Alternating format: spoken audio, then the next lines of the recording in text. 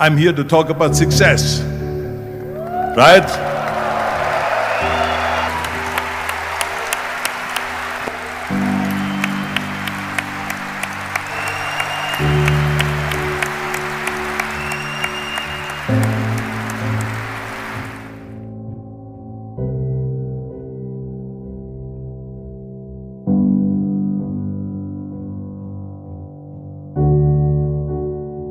Now let me get right away to the first rule of success. The first rule of success is to have a vision. You see, if you don't have a vision of where you go, and if you don't have a goal where you go, you drift around and you never end up anywhere. It's like you can have the best ship in the world, you can have the best airplane in the world. If the pilot or the captain doesn't know where to go, it would just drift around. It would not end up anywhere, or most likely in the wrong place. So I was very fortunate that I stumbled onto my vision. I mean, as you know, I was born in 1947 in Austria after the Second World War. And I didn't really like Austria when I grew up. I couldn't wait to get out of there. I couldn't see myself becoming a farmer or a worker in a factory or anything like that. Even though my parents wanted me to stay there and have a normal life. My father wanted me to become a police officer like he was. My mother wanted me just to stay there and marry a girl and have a bunch of kids. But that was their vision, not mine. My vision was totally different. I felt that I was born for something special, for something unique, for something big. So I was searching. Then one day I went to school. I remember I was 11 years old, and they showed a documentary about America and all of this stuff, and I said to myself, that's where I want to be. I don't want to be around here with these little farmhouses and these little buildings and everything is old. I want to be in America. But now the question was just, how do you get to America? In those days, it was a very expensive trip. It's not like today. So again, I was very fortunate that one day after school I walked by a store in Graz. And it was the only store that really sold kind of American stuff. So I went inside and I looked around and I looked at this stuff, and then I saw a magazine. I saw a bodybuilding magazine that had Reg Park on the cover. Reg Park was then a 3-time Mr. Universe. And I saw him on the big screen as Hercules. And on the cover it said, how Reg Park, Mr. Universe, became the Hercules star. So I looked at the cover and I said to myself, I got to get this magazine. So I bought the magazine, I took it home and I read it over and over from the front page to the back. It had everything in there, how he trained, how he was working out in Leeds, England, in a factory town, how he worked out every day for 3-4 hours and became the strongest man of Europe, and how he won Mr. Europe, Mr. Great Britain, and then eventually Mr. Universe. And how he won the second Mr. Universe and the third Mr. Universe, and how he was discovered to play the starring role in Hercules. I read that and I said to myself, wow, this is the blueprint for my life. This is exactly what I want to do. I want to become a bodybuilding champion just like Reg Park. I want to get into movies just like Reg Park. And I want to make millions of dollars and be rich and famous just like Reg Park. Do you know how great it felt that I knew where I was going? Imagine the majority of people don't know where they're going. I knew where I was going. So it was just a question of how do you do it? I was so relieved. Because when you have a goal, when you have a vision, everything becomes easy. So I knew where to go. So people always ask me, when they saw me in the gym in the pumping iron days, they said, why is it that you're working out so hard? 5 hours a day, 6 hours a day, and you have always a smile on your face. The others are working out just as hard as you do, and they look sour in the face. Why is that? And I told people all the time, I said, because to me, I'm shooting for a goal. In front of me is the Mr. Universe title. So every rep that I do gets me closer to accomplishing that goal, to make this goal, this vision turn into reality. With the age of 20, I went to London and I won the Mr. Universe contest as the youngest Mr. Universe ever. And it was because I had a goal. And this is no different than anything else, what I'm talking about. This is not just about bodybuilding. It was the same in acting. And the same thing is also in politics. I remember that in politics, I had a very clear vision that I will be the leader of California. That's as far as I could go because I was not born in America, so I could not run for president. So being the governor of the 5th largest state was for me really the ultimate title, the ultimate accomplishment in politics. So even though people came up to me and says, why don't you go and run for something smaller, you're never gonna make it. I ran for governor, and then 2 months later I became governor of the state of California. Again, because I had a very clear vision what I'm gonna do with California. So let me tell you something, visualizing your goal and going after it makes it fun. You got to have a purpose no matter what you do in life. You got to have a purpose. So that's rule number 1, have a vision.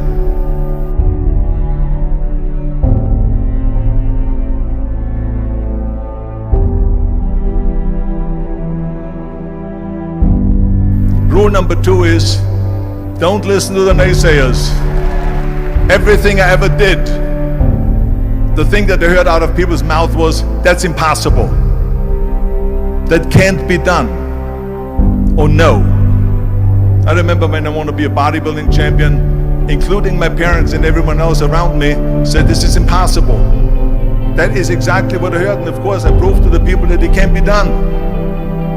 So whenever someone said to me, it can't be done, I heard it can be done. When they said no, I heard yes. And when they said it's impossible, I heard it is possible. Because I am a strong believer. I'm a strong believer what Nelson Mandela said, that everything is always impossible until someone does it. Well, I'm gonna be the one that said to myself, I'm gonna do it and I'm gonna show it to them. Maybe it has never been done before. That's perfectly fine with me. But I'm gonna do it. And I did not listen to the naysayers. The same was also when I went into not just in bodybuilding, they said no. When I wanted to come to America, when I wanted to go to America, they said it's impossible. There's no money that you have to fly even over there. You have no money when you go over there to live with. And what do you think, they're gonna wait for you? They have plenty of big bodybuilders over there. It was all no, and it can't be done, it's impossible. And I remember then that the same thing happened also when I went into the show business. I won 13 World Bodybuilding Championships altogether, and now I said to the agent, the Hollywood agent, I want to get into movies. He said, that's funny, Arnold. I asked a studio executive, I say, I want to get into movies. I want to be a leading man. He started laughing. So they all say it's impossible.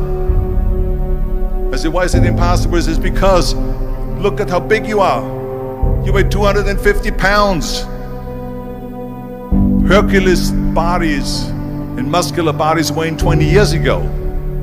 And then they told me, this, and your accent, even if you reduce all your body weight and everything, you have a normal body. I said, your accent, I mean, it will go give people goosebumps.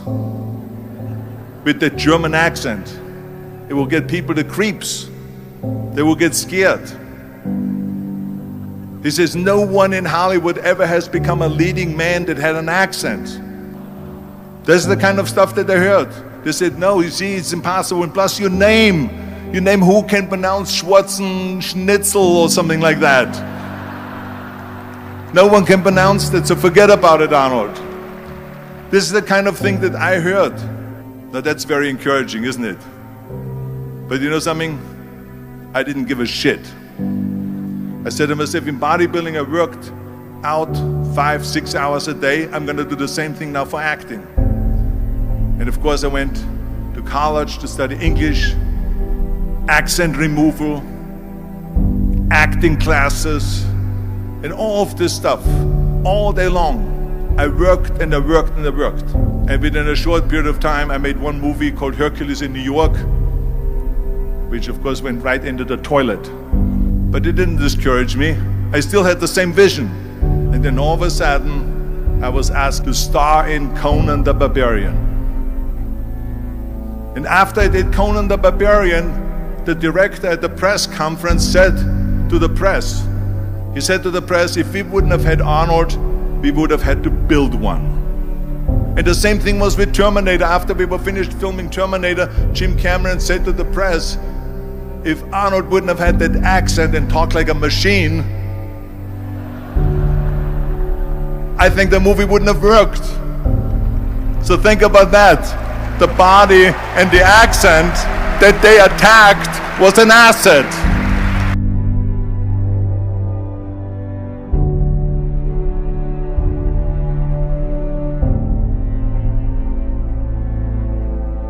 And the next thing, the third point that I'm going to make to you is work your ass off. There is no magic pill. There is no magic out there. You cannot get around. You have to work and work and work. And it drives me crazy when people say they don't have enough time to go to the gym for 45 minutes a day and work out. Or to do something for 45 minutes to an hour a day to improve. If it is physically improve or if it is mentally to improve.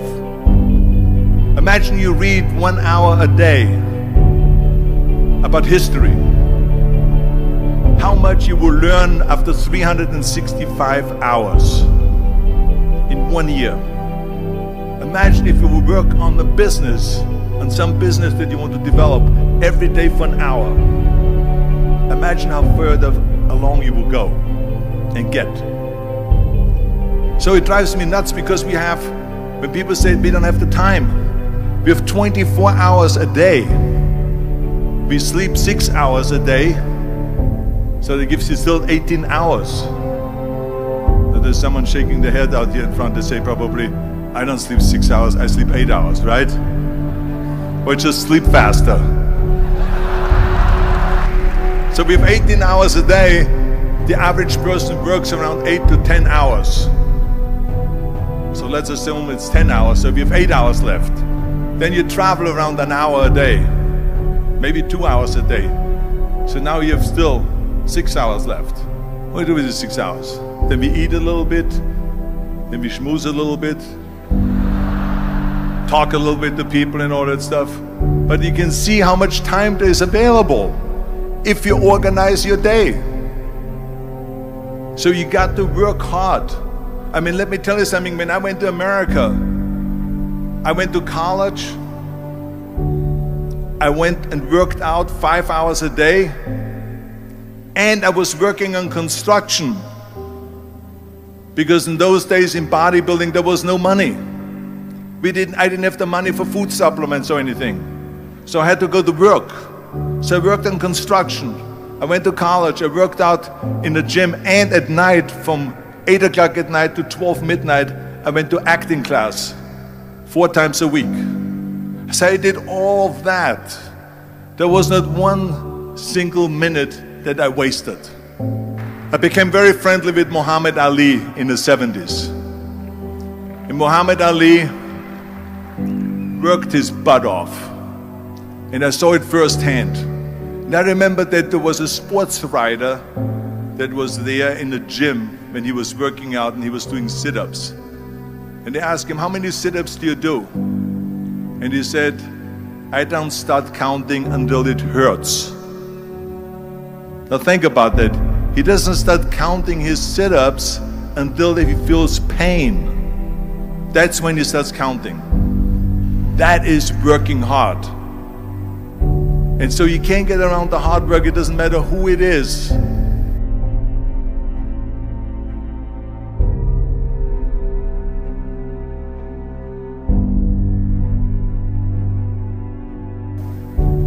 Well, I hate plan B.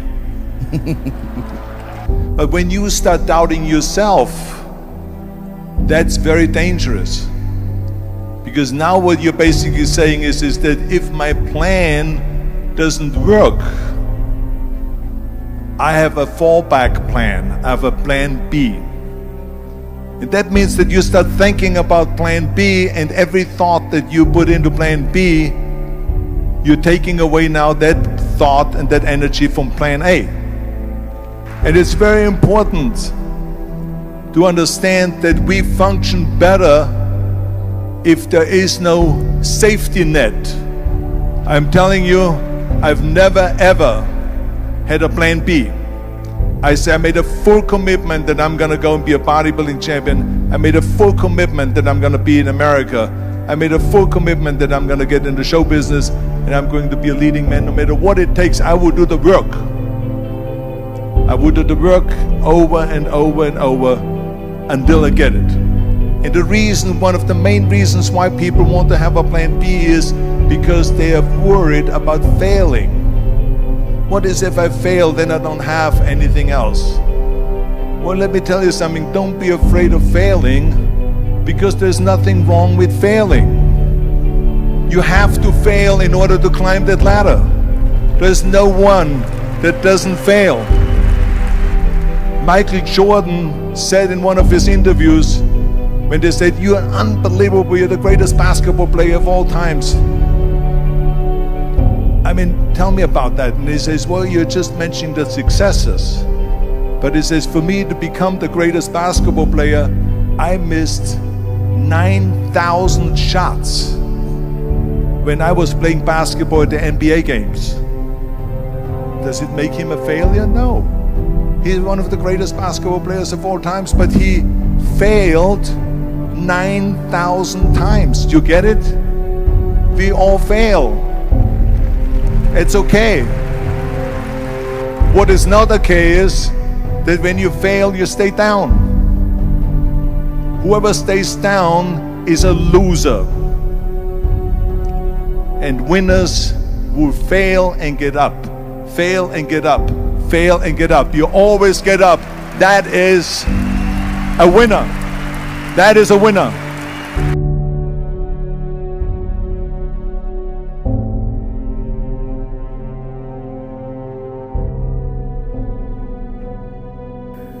This is one of my 6 rules to success. You can only feel complete as a person if you think about what can you do for your fellow member around you that maybe needs help.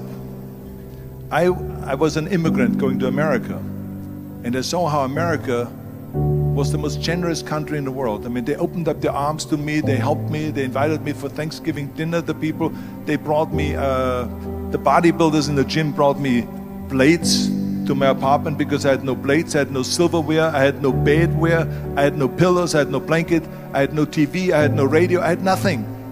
They brought it to my apartment. And I said to myself, as an immigrant that is being embraced with open arms, that I need to go and make sure that I give something back. And this is when I started feeling obligated, and I said to myself, so what can I do? I'm a bodybuilder, what can I do? Well, then I realized, when I saw Special Olympics, that I can help and train Special Olympians. And so we started getting involved in Special Olympics, and in no time, I proposed to them to start powerlifting in Special Olympics. And it became the #1 sports in Special Olympics, powerlifting. They always have a packed hall of 5,000 people. And I became the national trainer and the international trainer of Special Olympics. And I tell you, I felt so good. I felt better than winning a bodybuilding competition, going to one of their competitions and seeing 100 of those athletes from all over the world competing in powerlifting and being happy, and being included, and being felt that they're equal to all of us. It was the most unbelievable feeling, and this is why I got so excited about it, that then after that, I started, going around to military bases in America and training our military personnel. Because in those days, bodybuilding and weight training wasn't popular. Now it is. Now when you go to Iraq, to Baghdad or somewhere like that, you see the American soldiers train. They have the biggest facilities. It's like this dome here. This is how big the training facilities are now. So I went from military base to train the soldiers, and the sailors, the airmen, and all of them. The more I got into that, the more I realized how good it feels to give something back. And that's when my idea came about after-school programs, because after school, when I traveled to all the schools to train students, I saw there was a huge gathering of students after the school was over outside the school. And I asked the school principal, what are all the students doing? He said to me, Arnold, you have to understand that 70% of the kids in our schools, they come from parents where 70% of the parents are both working. So therefore there's no one there picking them up. So that's got me the idea to start after-school programs, to keep those kids in school while the parents are working, and to offer them homework assistance, tutoring, sports and fitness programs and arts programs, music and painting and so on. And it became a huge success. Then, of course, when 2003 happened, where there was a governor's race in California, I said to myself, now is my chance to jump in there and to really give everything. And people said to me, are you crazy to run for governor? When you're governor, he says, you cannot go and make movies anymore. I mean, I know that you can't run the state and make movies. Of course not. He says, well, you would lose all these millions of dollars. I mean, you're getting 20, 25, $30 million a movie, you will lose that. I say, I don't care. I say, all the money that I made is because of America. My success is because of America. Everything that I've accomplished is because of America. I say, so for me now to give something back for 7 years and not to make money makes no difference to me. I say, I'm gonna do it. And I jumped in the end of the race and did it. And let me tell you something. I'm not poor because those 7 years I didn't get paid. I'm perfectly fine. And it made me feel good that I could give back to America.